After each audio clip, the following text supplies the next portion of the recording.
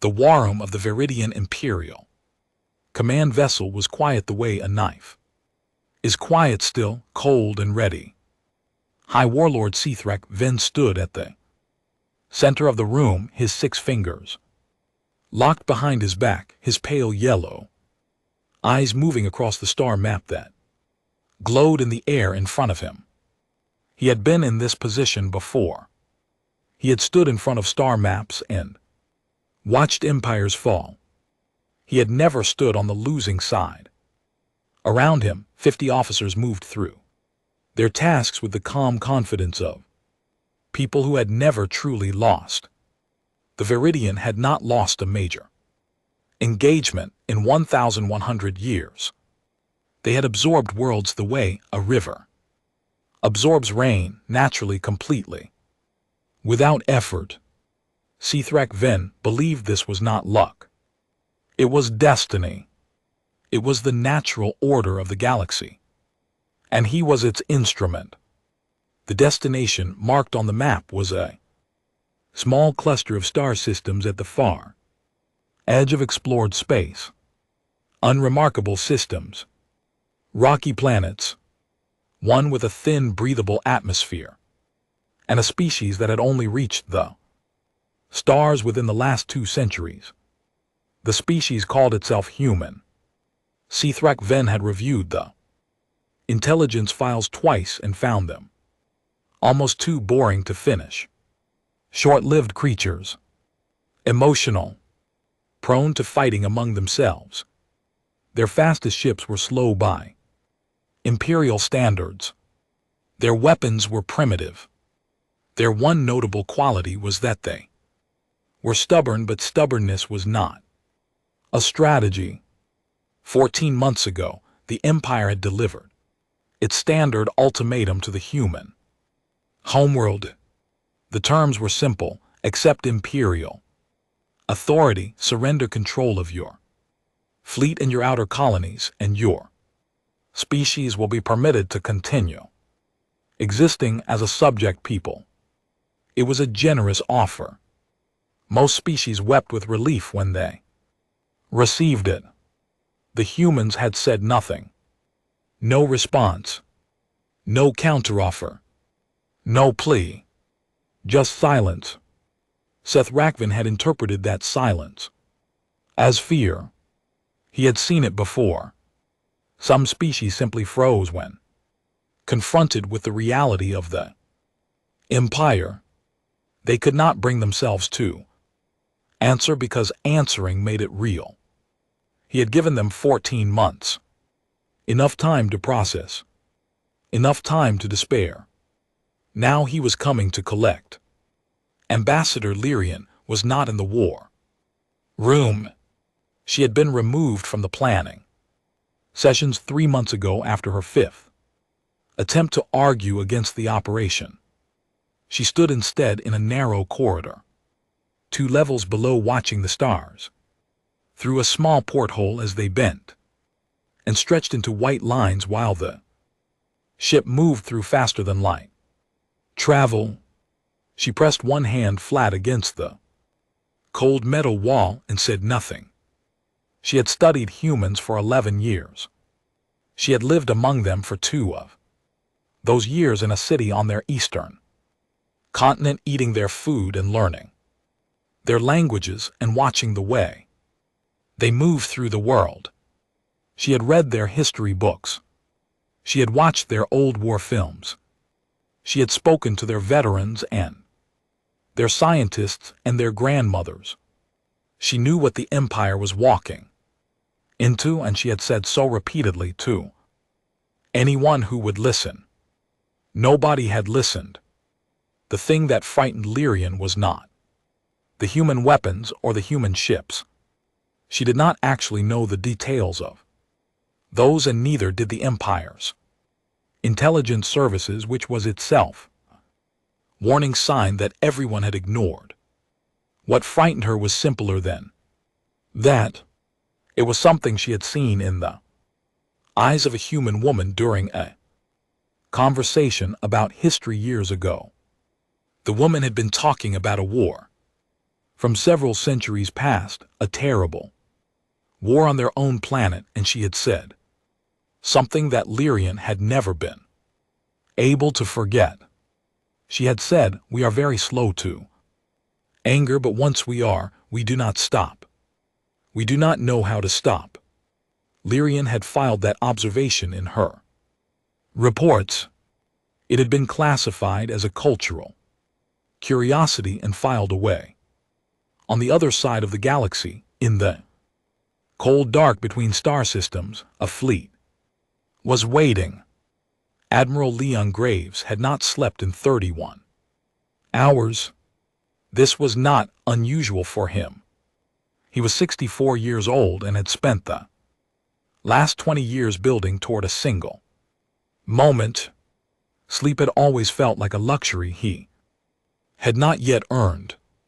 He stood at the observation window at the front of the command deck and looked out at his fleet. 300 ships. They floated in the dark like a city, without lights, invisible to any sensor the Verithan had ever deployed, hidden behind a screen of interference technology that a team of engineers in Auckland had spent 9 years developing. He had memorized the name of every engineer on that team. Captain Dana Holloway came to stand beside him. She was 41, with short dark hair and the kind of face that showed nothing she did not wanted to show. She had commanded ships for 12 years. She had fought in 2 border skirmishes with Verithan scout vessels, small, ugly affairs in the outer colonies, the kind of fights that never made the history books but left marks anyway. She looked at the fleet with the expression of someone checking that everything they packed for a long journey was still in the bag. "They are 20 minutes out," she said. Leon nodded. He already knew. He had been watching the sensor feed. The Verithan fleet was coming in fast and casual, which told him everything he needed to know about their expectations. They were not approaching for a battle. They were approaching for a formality. "How many of ours do you think we lose today?" Dana asked. She was not asking because she was afraid. She was asking because she was the kind of commander who looked at hard things directly. Leon was quiet for a long moment. "Some," he said. "We will lose some." She nodded once and said nothing more about it. Below them, across 300 ships, crews were moving to battle stations. Young men and women checking screens and running final diagnostics and talking to each other in low voices. Lieutenant Cole Ferris sat at the weapons console aboard Dana's ship, the same ship Leon was on, and his hands were perfectly still on the controls, and his face was composed, and only someone who knew him well would have noticed that he had not blinked in almost a full minute. He was 26 years old. He had grown up knowing this day was coming. His mother had told him about it when he was 7, the day of Erethan vessel glassed the colony on Cal Liven 3, and the Empire described it as a navigational error. His mother had said, "Remember this." He had. Every day since the Verithan fleet dropped out of faster-than-light travel. For a half-second there was nothing but the hiss of re-entry into normal space, and the glow of 300 alien ships filling the dark ahead of them. Then the human fleet powered on. Every ship at once. 300 points of light coming alive in the void. Weapons arrays rising. Shields engaging. Engines at full readiness. The darkness that had hidden them for 14 months dissolving in an instant, replaced by something the Verithan Empire had never seen before and was not prepared for. On the Verithan command ship, every Officer on the bridge stopped what they were doing. Sefrak Van turned slowly from his map and looked at the forward screen. He looked for a long time. Nobody spoke. For a few seconds, the Verithan Bridge was the quietest place in the known galaxy. The officer stood exactly where they had been standing when the lights came on outside. Nobody moved. Nobody spoke. The forward screen showed a wall of ships, 300 human vessels burning alive.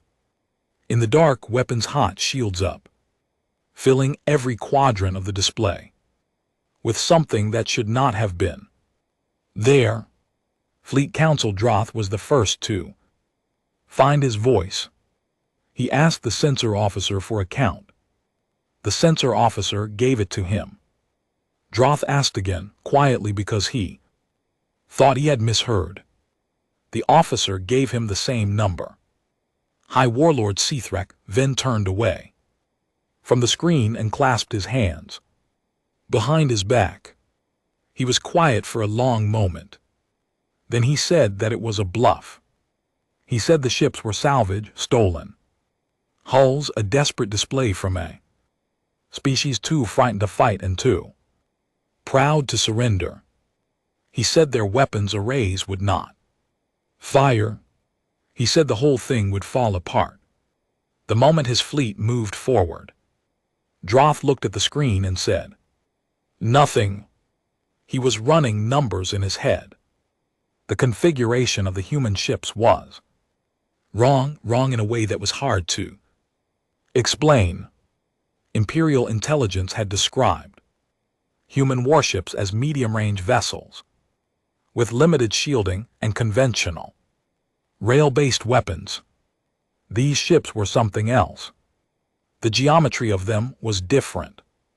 The placement of the weapons arrays was different. The way they held position in perfect formation without a single drift or wobble was different. He did not say any of this aloud. Sithrek Ven was not in a mood to hear it. Then a voice came over the open communication channel. It came in High Verithan, which was itself a shock. High Verithan was a complex language that took most species decades to learn, if they learned it at all. The voice spoke it without an accent and without hesitation, and every word was clear and precise and completely calm. The voice belonged to Dr. Nora Velasquez.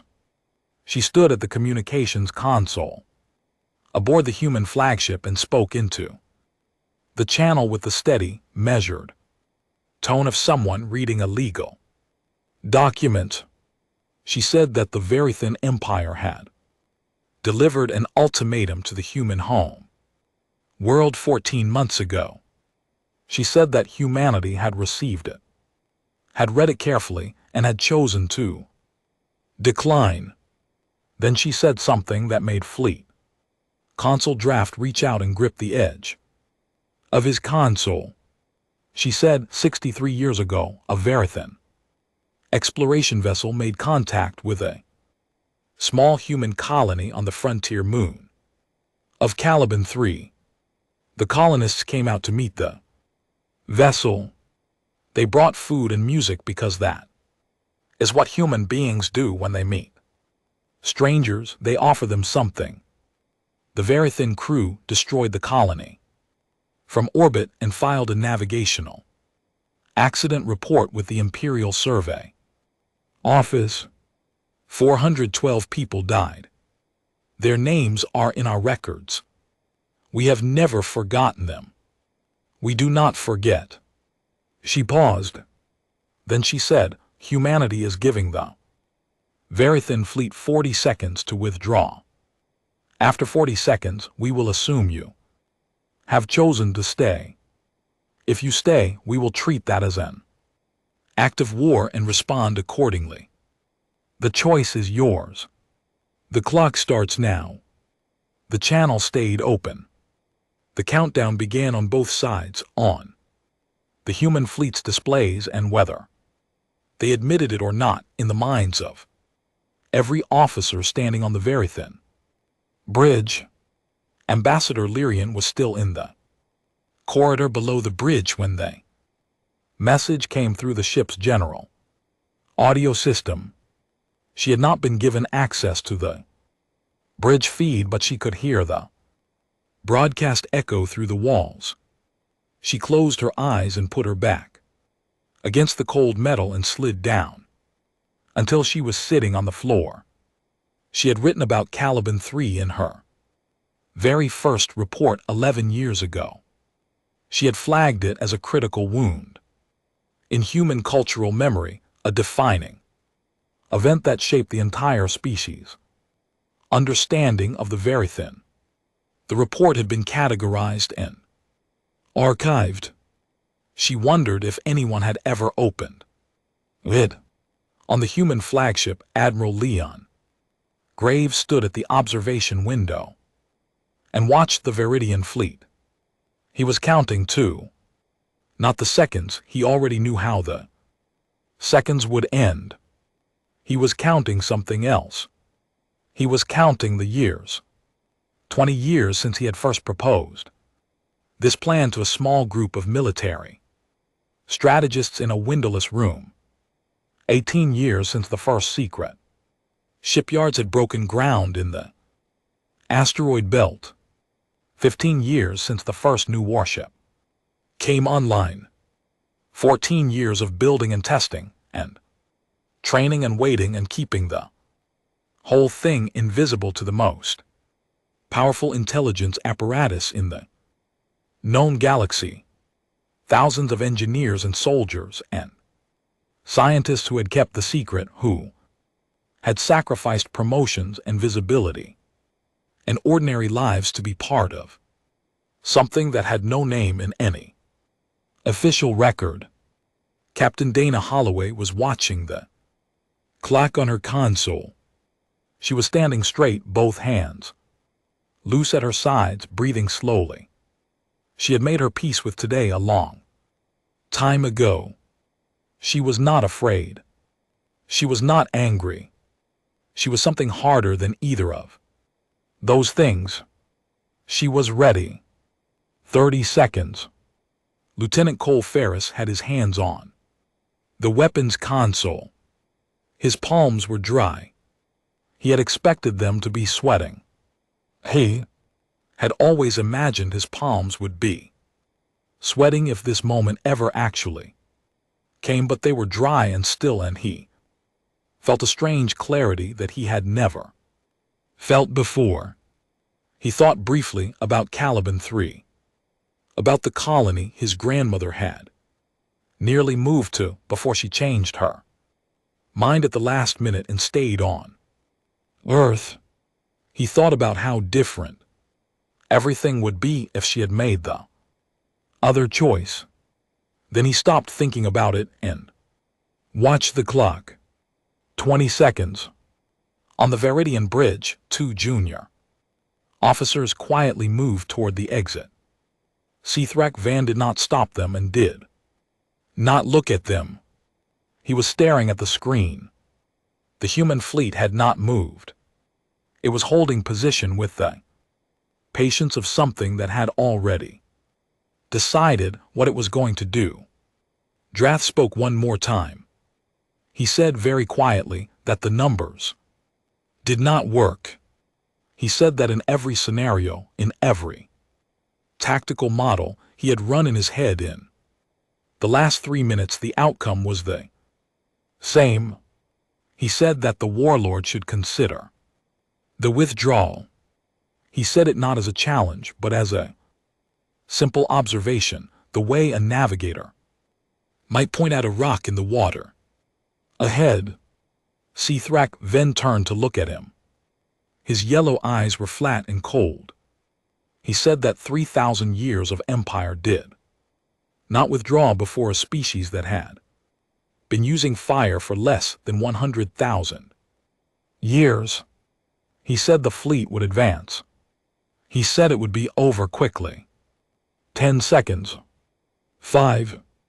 On the Verithan ship, weapons arrays powered up.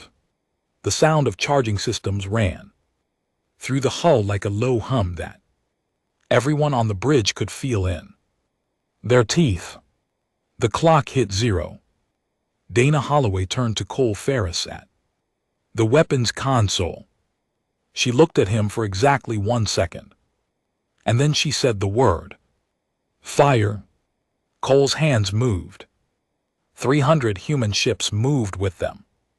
The dark between the fleets lit up like a second sun being born, and the battle that would change the shape of the galaxy forever had begun. The first thing Sithrak Ven noticed was that the human weapons hit harder than they should have. He had expected the standard physics. Weapons have range, and beyond that range they lose power. Every species in the Empire's long history had operated under that same law. The humans fired from a distance that should have reduced their shots to harmless interference.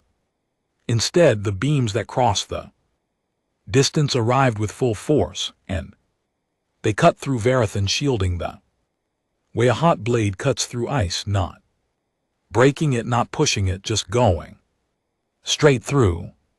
2 on the outer edge of the Verithan formation were burning within the first 90 seconds. Not damaged, not crippled, burning from the inside out, the way a ship burns when something has gone through its core and left nothing functional behind. Sithrak Ven stood very still at the center of the bridge and watched the screen and did not speak. Somewhere deep in his chest, something that was not quite fear but was closely related to it had begun to move. The human fleet was not moving the way it should. Imperial doctrine described human tactical formations as rigid and predictable straight lines, simple geometry, the patterns of a species that had only recently learned to fight in space.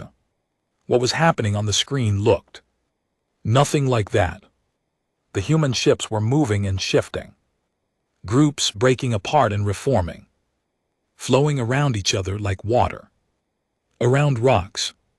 When the Verithan targeting computers locked onto a ship, it was not there anymore. When they adjusted, the human formation had already changed again. It was as if the humans had studied every Imperial tactic, mapped every predictable Imperial response, and built a system specifically designed to make those responses useless. Because that was exactly what they had done. On the human flagship, Chief Engineer Audubon was not on the bridge.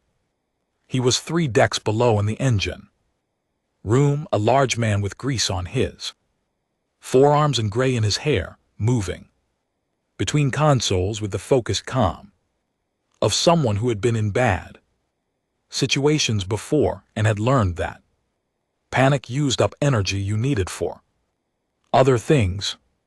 The ship had taken 2 hits in the first pass, glancing blows, nothing structural, but the power grid on the port side had stuttered and the shielding on that flank had dropped to 60%.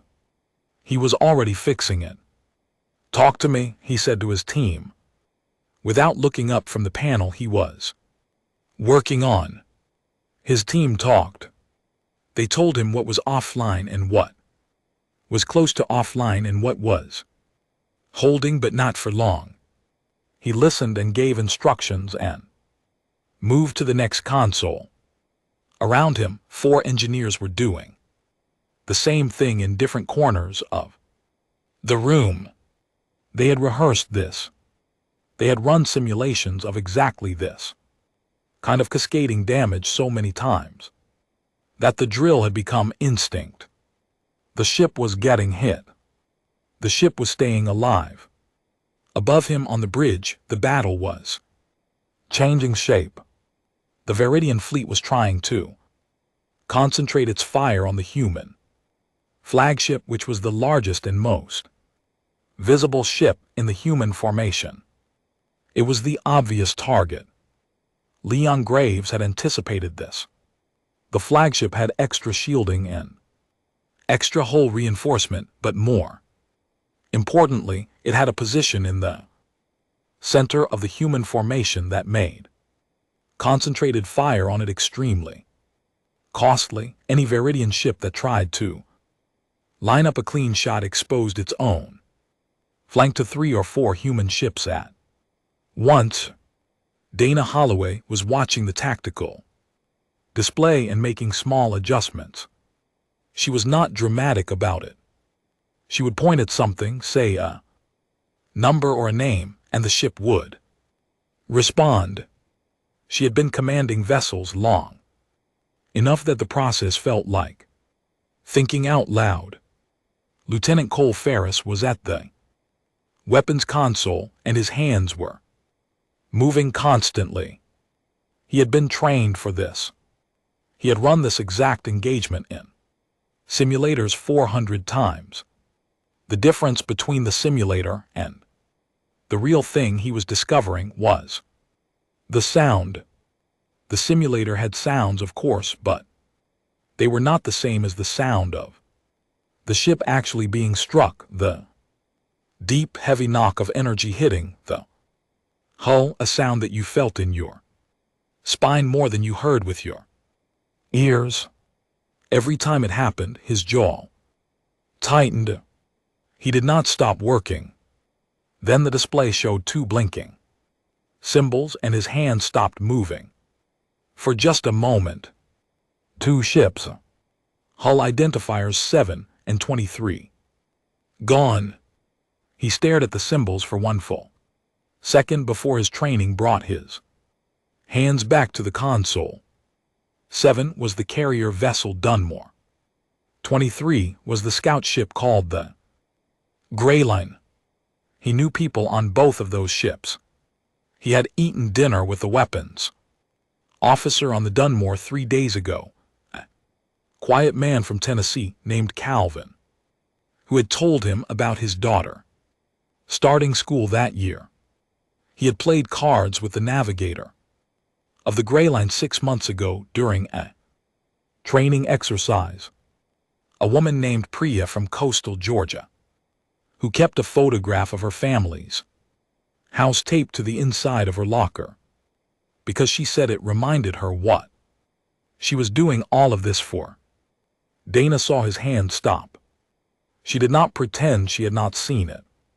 She crossed the bridge and stood beside him and said quietly but without softness that grief was real and it was right and it had a time and a place. And this was not it. He could carry it. He had to carry it. But right now the people on the ships that were still alive needed him to keep working. Cole looked at the screen. He looked at the 2 blinking symbols. Then he looked at the 300-2 symbols that were still moving. Yes, Captain, he said, and his hands moved again. On the very thin command ship fleet, Consul Draft had stopped giving orders. He was standing at the tactical station and running numbers, and his face was doing something that the officers around him had never seen it do before. It was the face of a person who has understood something that they did not want to understand. He turned to Seth Rackvin. He said with the measured and precise tone of a man choosing every word carefully that he had run every possible tactical response to the current situation. He said he had considered withdrawal, counterattack, flanking, concentrated fire, split formation, and 7 other options. He said that in every single one of those scenarios, the mathematical outcome was the same. He said the humans were not winning because they got lucky. He said the humans were winning because they had built this engagement specifically to beat the Empire from the ground up with full knowledge of every tactic the Empire used. Sithrak then looked at him and said, "Nothing." Drath said, "We are not going to win. This. We are not going to come close to winning this. The only question is what happens next." The warlord's yellow eyes were hard and flat. He turned back to the screen. Outside, his fleet was burning. The human ships moved through the fire, like they had been born in it, calm and precise, doing exactly what they had come here to do. He still could not fully believe it. 3,000 years, 400 star systems, hundreds of species brought under the Empire's hand. And now this, a species that had only just learned to reach the stars, standing in the dark, taking everything the Empire could throw at them and answering back twice as hard. He had called them primitive. He was beginning to understand what that word actually meant and what it did not. The very thin line broke in the fourth hour of the battle. It did not break all at once. It broke the way an old wall breaks, quietly at first, one stone at a time, and then all at once when the weight became too much. A group of 6 ships on the eastern flank turned and ran. Then 12 more on the northern edge. Then the center began to pull back, not in retreat formation but in the scattered, uneven way of ships whose commanders had stopped following orders and started listening to their own survival instincts. In 20 minutes, what had been an organized Verithan fleet became a collection of individual ships, all trying to get somewhere else as fast as their engines would carry them. The human fleet could have destroyed every single one of them. Leon Graves gave a different order. He said, "Disable engines and communications on withdrawing vessels. Do not destroy them unless they turn and re-engage." He said it once over the fleet-wide channel in the same calm voice he used for every other order. There was a pause, not long, maybe 2 seconds, before the acknowledgments started coming back from his ship. "Commanders." He heard the pause and understood what it meant. His commanders were professionals. They accepted the order. But they had also lost people today, and some part of them wanted something other than restraint. Dana Holloway was one of the people who paused. She looked at Leon after the order went out, and she said quietly that some of those ships would make it back to Imperial space and report what they saw. The Empire would send more. Leon said yes. They would report exactly what they saw.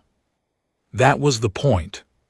He said the galaxy was full of species that had watched the Viridian operate for 3,000 years and learned that conquest was how power worked. He said he wanted those retreating ships to carry a different lesson home. He wanted the empires to walk into the imperial capital and tell the High Council what happened today and what humanity had chosen to do when it had the chance to do anything. Dana looked at him for a long moment. Then she said, "Understood, Admiral." And she turned back to the tactical display and got back to work. In the corridor below the bridge, a door to a secondary communications room opened, and Ambassador Lyrian moved quickly to the terminal inside. She had been waiting for a gap in the ship security monitoring cycle. She had studied Viridian command vessel protocols for years, and she knew there was a 40-second window every 11 minutes when the internal sensor cycled. She sat down, entered a frequency she had memorized years ago, and opened a channel. Nora Velasquez received the signal on the human fleet's communication array. It was flagged as a low power. Transmission on a civilian frequency, coming from the Viridian command vessel. She almost filtered it out. Something made her listen instead. She put on her earpiece and heard a voice she recognized. She had studied recordings of Verithan diplomatic communications for years, speaking in a dialect of High Verithan used only in private correspondence. The voice said, "My name is Lyrian. I was the Empire's ambassador to Earth for 2 years. I know what today has cost you. I know what Cal Ivan III meant. I know what the Empire did, and I know that I could not stop them, and I am sorry. I have been sorry for 63 years. I am contacting you because I need to know if there is anything left to talk about. I need to know if humanity wants a war that ends the Empire or a peace that changes it. Either answer is fair. I just need to know." The transmission ended. Nora sat for a moment, then took off her earpiece and went to find the Admiral. Leon listened to the recording twice, without moving. When it ended the second time, he was quiet for a long moment, and then he asked Nora what she thought. She said she had studied Verithan vocal patterns and stress indicators for years. She said that everything in Lyrian's voice was consistent with someone telling the truth about something painful. She said she believed her. Leon nodded slowly. He said, "Open a channel back. Let her talk." On the Verithan command vessel, the situation had become something simpler and uglier than a battle. The remaining functional ships were either trying to flee or broadcasting surrender signals. Sethrak Ven was still on the bridge, but the bridge around him had changed. Half his officers were working on damage control. The other half were quietly doing nothing, watching him, waiting to see what a man like him did when the world he had always believed in stopped being true. He had decided to answer one last question for himself. He moved to the weapons console and began entering the commands for a full power ram trajectory aimed directly at the human flagship. If his ship was going to be the last thing in this battle, he decided it would end in motion. He decided it would end as a statement. No species that had just beaten him in open combat would be allowed to walk away thinking they had beaten him completely. He got as far as entering the coordinates before Fleet Console Droth stepped in front of the console. Droth was not a large man. He was not a loud man. He was an older officer with careful eyes and a reputation for being the most precise tactical mind in the Verithan fleet. He looked at Sethrak Ven and said in a very quiet voice that the warlord's decision to die here was his own. He said that the warlord did not have the right to make the decision for 5,000 people. He said that the crew of the ship had followed every order and fought without hesitation and had done nothing to deserve being used as a weapon for the warlord's personal sense of honor. Sethrak Ven hit him. It was a hard blow, the kind meant to end a conversation by force. Droth stepped back, absorbing it in, then stepped forward again and put himself back in front of the console. He did not hit back. He just stood there with a bruise forming on the side of his face and held his position. Then he reached past the warlord and began broadcasting a surrender signal. Sethrak Ven did not stop him. Whatever had held the warlord together for the last 4 hours seemed to leave him. All at once, he stepped back from the console and stood very still, and the officers on The bridge pretended not to look at him, and the surrender signal went out across the dark. Aboard the human flagship, Cole Ferris saw the surrender signal register on his display. He reported it to Dana in a steady voice. She acknowledged it and passed it to Leon. Leon told the fleet to hold position and stand down from active engagement. The order went out. The guns went quiet. The battle was over. Cole sat back in his chair and stared at the ceiling for a long moment. His hands were still.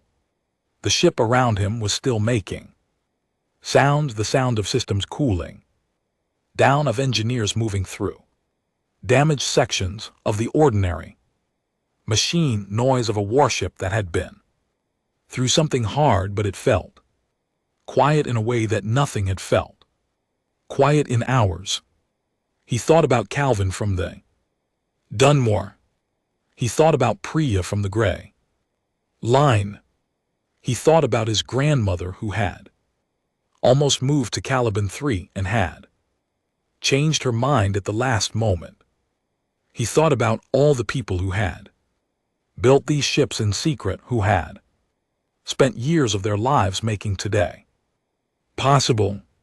He thought about the weight of it. Then he got up and went to help the damage control team, because that was what you did next. The guns were quiet. The dark was full of wreckage.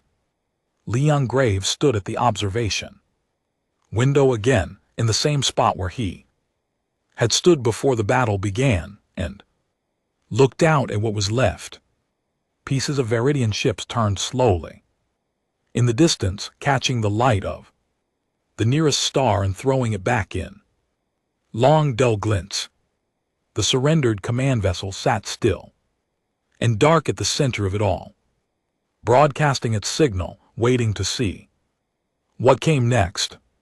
The human fleet held its position around the wreckage like a hand that had just closed but had not yet opened again. He had been standing there for about 20 minutes when Dana came to stand beside him. She did not say anything at first. She looked out at the same things he was looking at and seemed to be doing the same kind of accounting he had been doing. Not tactical, not logistical. Just the human kind. The kind where you add up what the day cost and try to understand the total. What happens now? She asked. Leon said the Empire had a choice. They could come back with everything they had, and humanity would be ready. The shipyards were still running. The engineers who had built this fleet could build another one if they had to. Or the Empire could choose to talk. He said he genuinely did not know which one they would pick. 3,000 years of doing things one way left very deep marks on a civilization. It was hard to change direction when every memory and tradition and institution pointed the same way. Dana asked which one he hoped for. He said he hoped they talked. He said it simply, without drama, the way a man states something he has believed for a long time and has never needed to perform for anyone. She nodded. She did not say she agreed or disagreed. She had spent her career in the places where hope met reality, and she had learned not to argue with either one. She just stood there beside him for a little while, two people looking out at a changed galaxy, and then she went back to work because there was still a great deal to do. 2 decks below, in a small crew lounge that smelled like coffee and recycled air, Lieutenant Cole Ferris sat alone at a table in the corner. There was a cup of coffee beside him that had gone cold an hour ago. He had not touched it. In his hands was a notepad, not a tablet, not a screen, an actual paper notepad with a cardboard cover, the kind his grandfather had used when he was young. His grandfather had kept one in his shirt pocket every day of his working life and had said that there was something important about writing things down by hand, something that typing could not replicate, something about the slowness of it that made you think more carefully about each word. Cole was writing down names. He had the full crew list from the Dunmore and the gray line pulled up on a small screen beside the notepad. There were 87 names on the Dunmore's list, 41 on the gray lines. He was writing them all down, one at a time, in the careful handwriting his mother had made him practice when he was 9 years old. He did not know exactly why he was doing it. He had not planned to do it. He had just come to the lounge after the damage control work, sat down and found himself reaching for the notepad that he always kept in his jacket pocket out of old habit. He supposed he was doing it because it felt wrong for those names to exist only in a database. A database was a correct and necessary thing, but it was also cold, and the people whose names were in it had not been cold. Calvin had been warm and funny and proud of his daughter. Priya had been sharp and competitive at cards and deeply homesick in a way she laughed about, but that you could still hear underneath the laughter. They had been specific people, not entries. Somebody needed to write that down somewhere.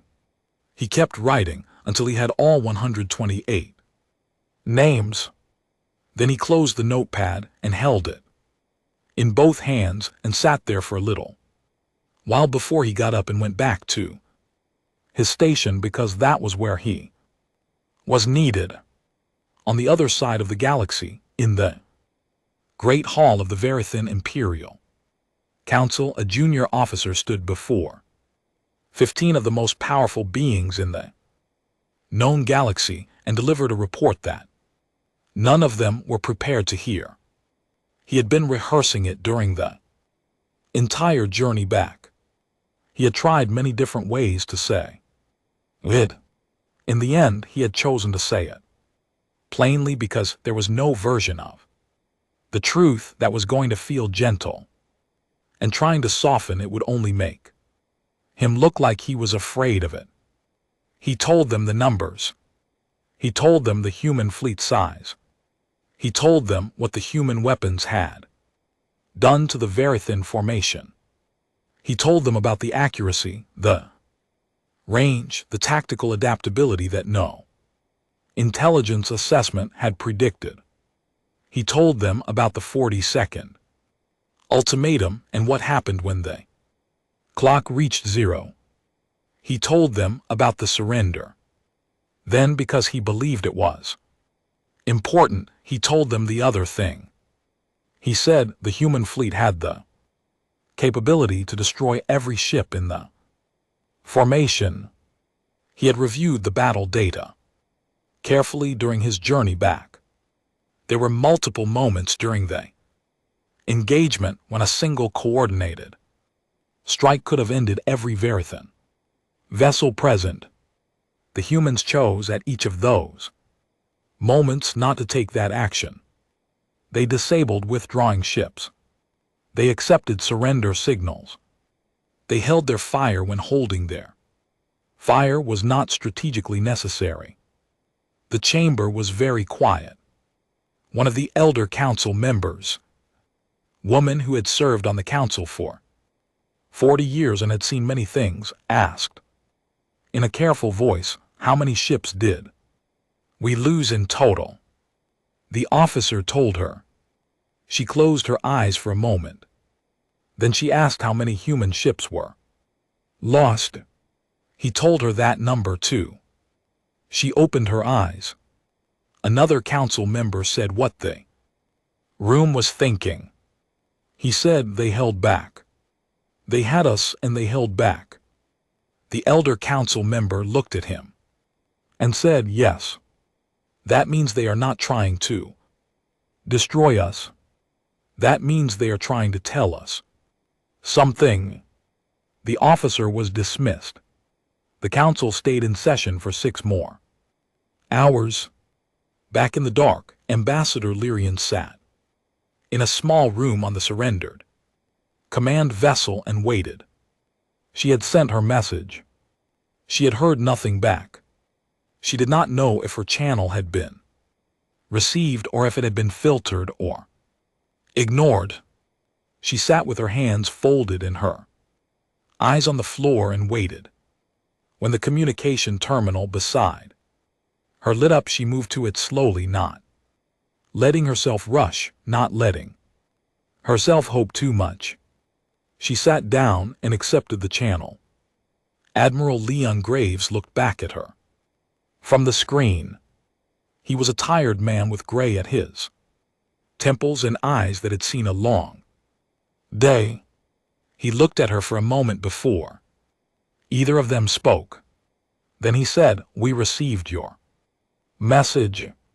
She said she did not know what came next. He said, "Neither did he." She said that was terrifying. He said, "Yes, but it was better than the only other option."